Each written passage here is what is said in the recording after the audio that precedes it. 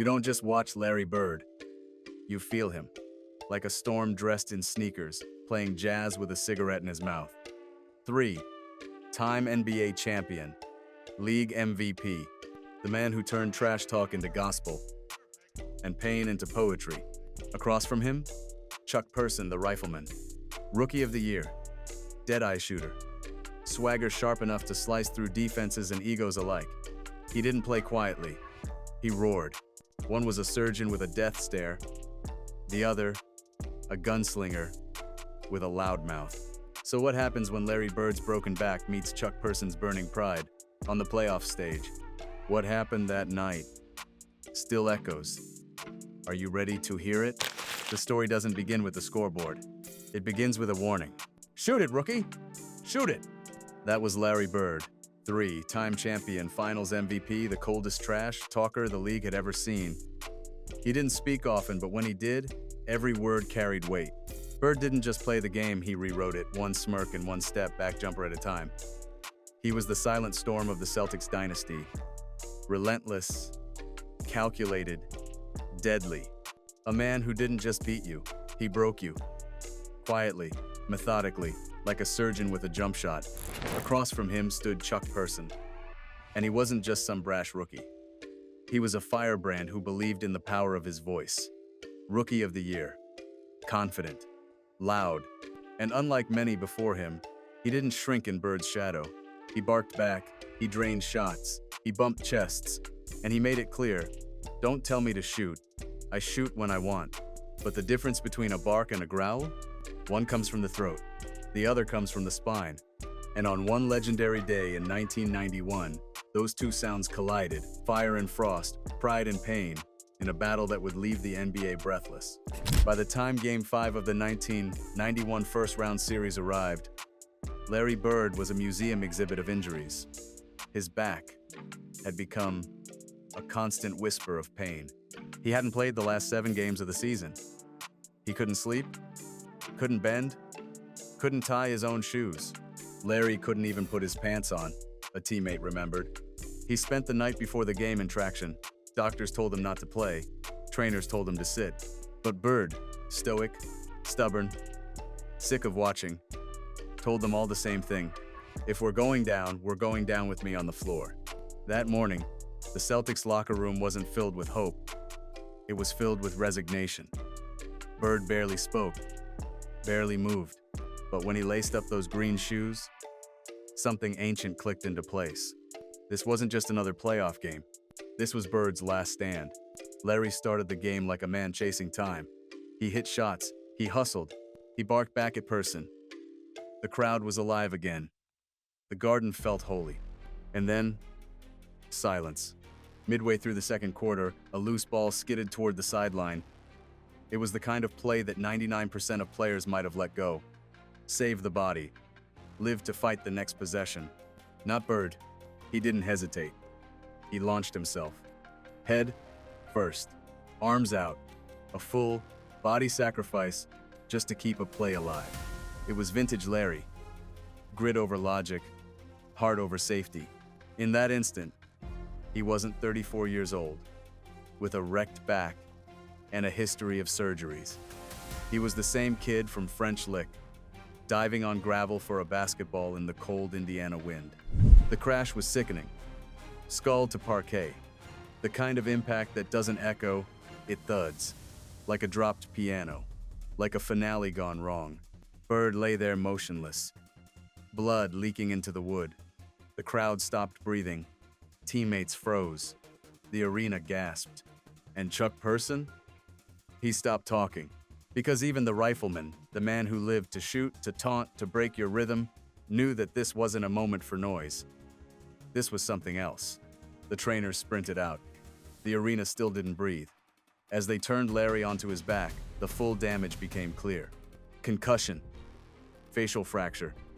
He was knocked cold. And just like that, he was gone. Escorted to the locker room. Half drag, half walking. A towel pressed to his face, a glazed look in his eyes. He didn't wave to the crowd. He didn't ask for applause. He just disappeared down the tunnel. And the soul of the garden left with him. Inside the locker room, chaos buzzed. Blood, gauze, ice packs, confusion. PR staff has just come out of the locker room with Larry Bird. What's Larry's in? Well, Bert, he had I think he may have caught an elbow right near the zygomatic arch area near his face. Maybe a possible fracture. Bird was dizzy, in pain, trying to focus while trainers spoke in hushed tones. One touched the side of his face and winced. Another said something about the zygomatic arch, a possible fracture, a brain rattle. Today, the diagnosis would have meant immediate shutdown. No questions asked.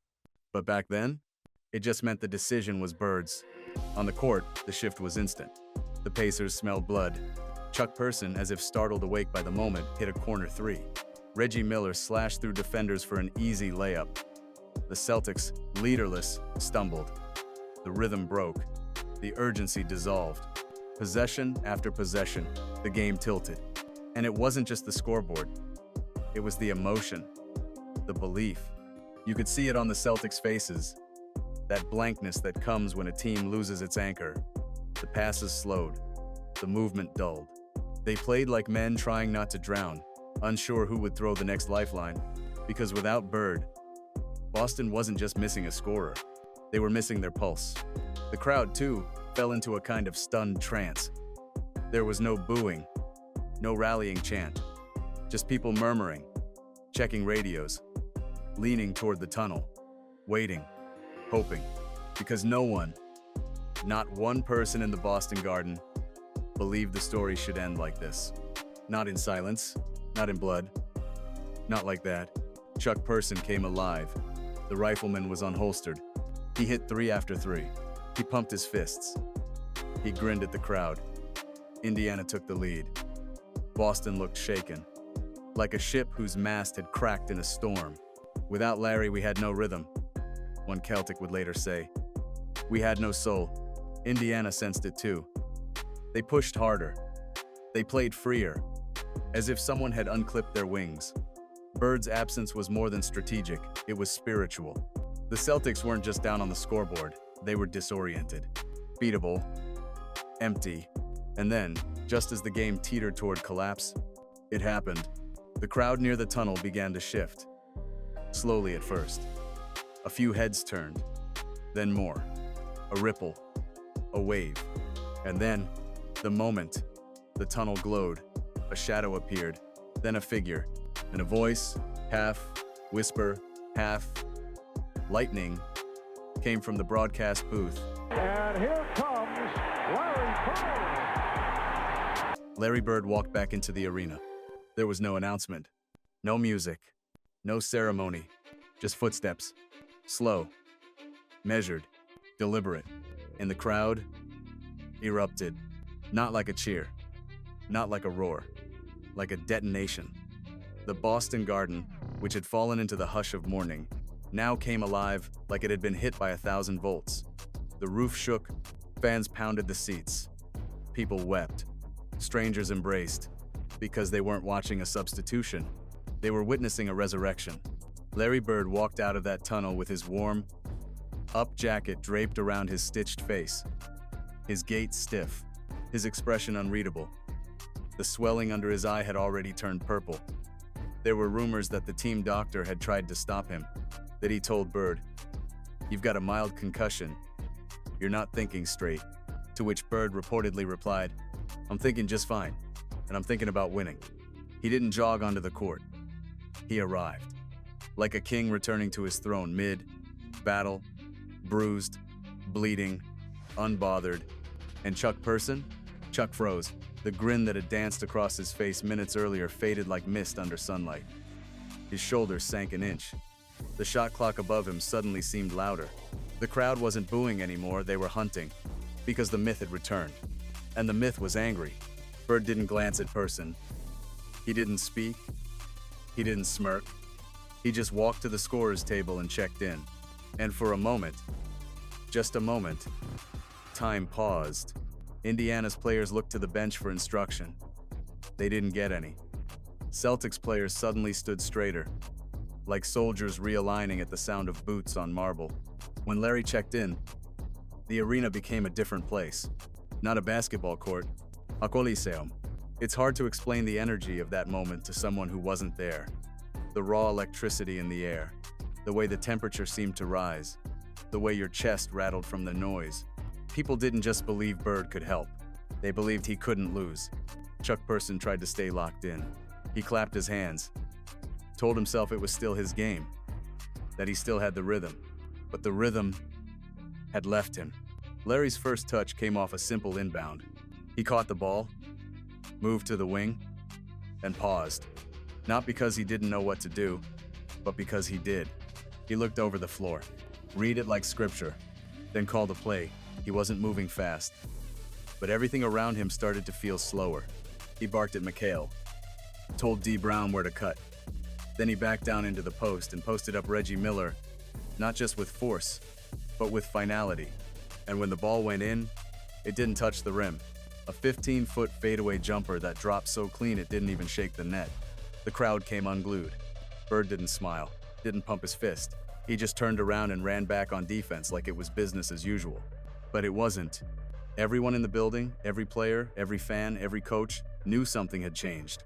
This wasn't the same game anymore. This wasn't Chuck Person's stage anymore. This was Larry Bird's revenge arc, and it had only just begun. What happened next wasn't basketball.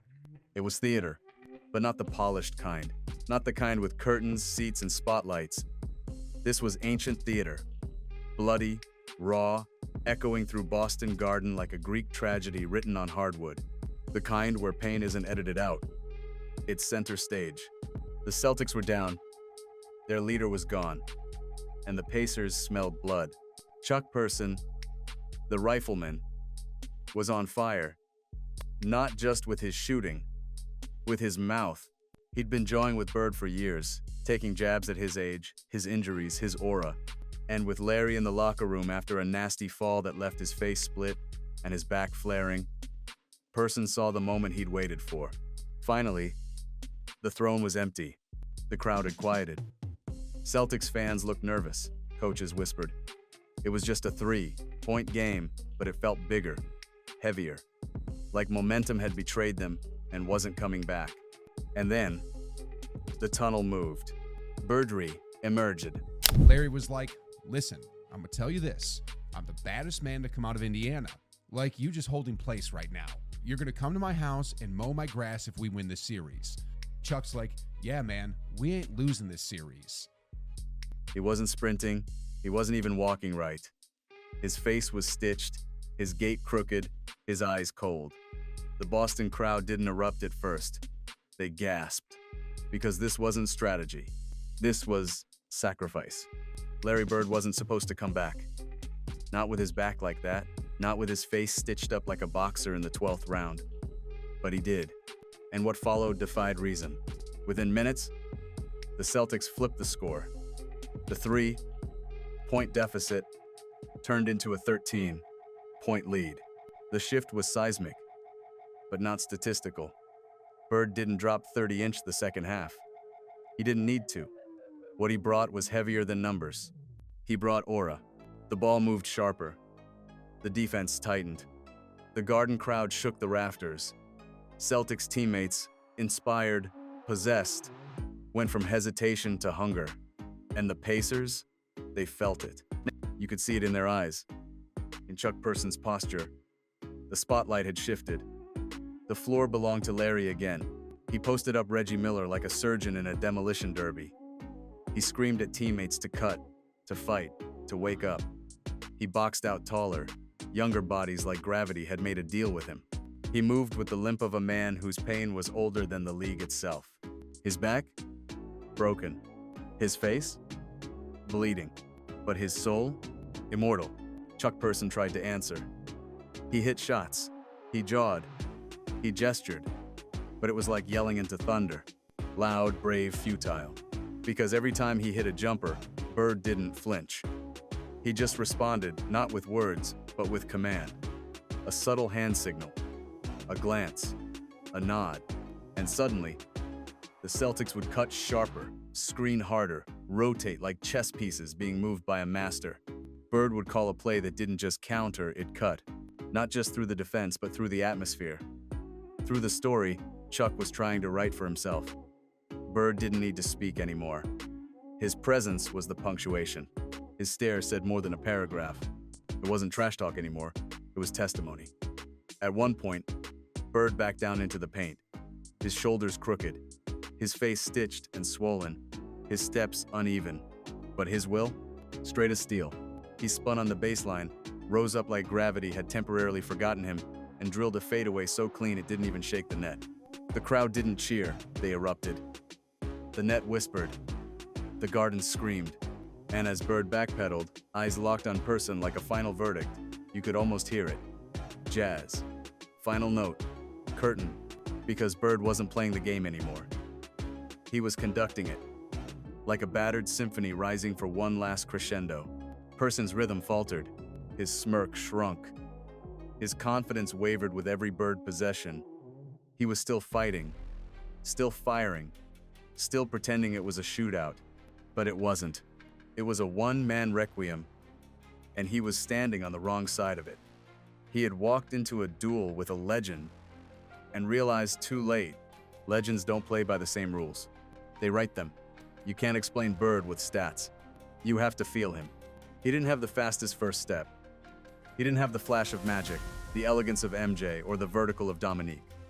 But what he had was something they couldn't touch. War. Larry Bird had war in his blood.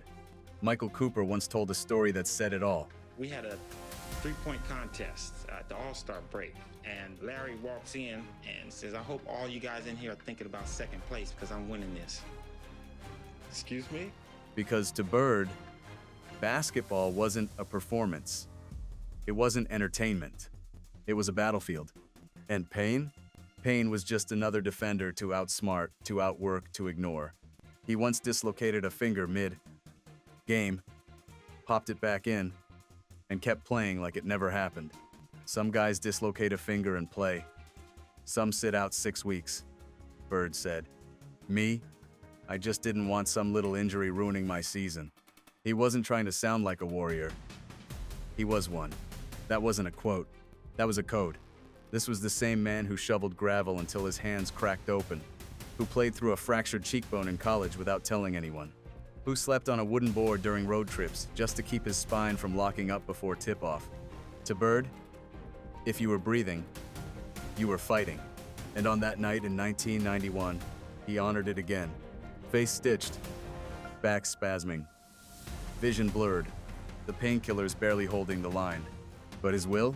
Unshakable. He didn't just return to the court, he stepped back into the myth. Because for Larry Bird, pain was never the ending. It was just the beginning of another chapter. That night wasn't just about points, it was about presence. Bird didn't rally the Celtics with a speech, he rallied them with blood. He dragged himself onto the court every step of protest against logic by land, and by doing so, he said the one thing every teammate needed to hear: I'll die for this. And when your leader is willing to break for you, you run through the wall for him. Teammates later said they would have followed Bird into fire that night. Because he didn't just demand respect, he bled it. He yelled at McHale. He barked at D. Brown.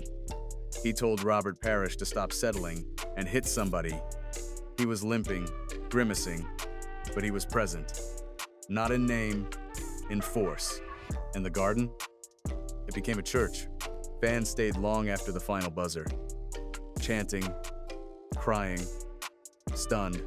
Even Chuck Person, the trash, talking Rifleman, approached Bird post-game and whispered, I've never seen anything like that. Respect. Earned the hardest way possible. Bird wouldn't talk about it much afterward. He wasn't into drama. He never liked revisiting his pain. But something changed that night. His legacy grew. Not for stats. Not for awards. But for the rarest currency in sports, courage. Would he even make it in today's NBA? Would his body be allowed to survive load management? Would his 1982nd jawing survive Twitter mobs and corporate image teams? Would he even want to play today? Maybe not. And that's exactly why he matters more than ever. In a league that now guards bodies like brands, Bird was a reminder of something deeper, something older, something spiritual. That insane, irrational, holy fire, the kind that says no to your doctor, shut up to your body, and watch this to your opponent.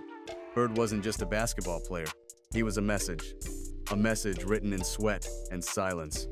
That greatness doesn't need to be pretty. It just needs to refuse to die. In today's debates about greatness, people talk rings, endorsements, social media followers. But that night in 1991, greatness didn't have a hashtag, it had a limp. Greatness didn't smile for cameras, it had stitches. Greatness didn't post selfies, it had a bloody jersey and a crooked grin. Bird didn't dominate the stat sheet, he dominated time.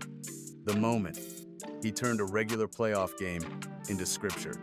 And the Celtics, teetering, nervous, followed. Because courage is contagious. That night didn't win a championship. It didn't earn a banner. It didn't make the finals, but it became legend. Because legends aren't about outcomes. They're about defiance, about standing when your bones beg you to sit, about returning when your body screams no, about scoring anyway. Bird didn't break the Pacers. He broke the rules. The rules of how much a man should endure.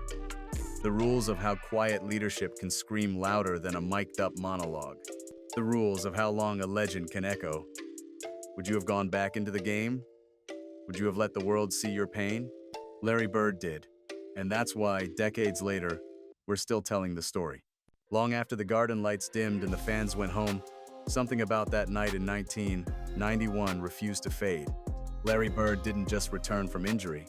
He returned from the edge and brought an arena back with him. He wasn't supposed to play.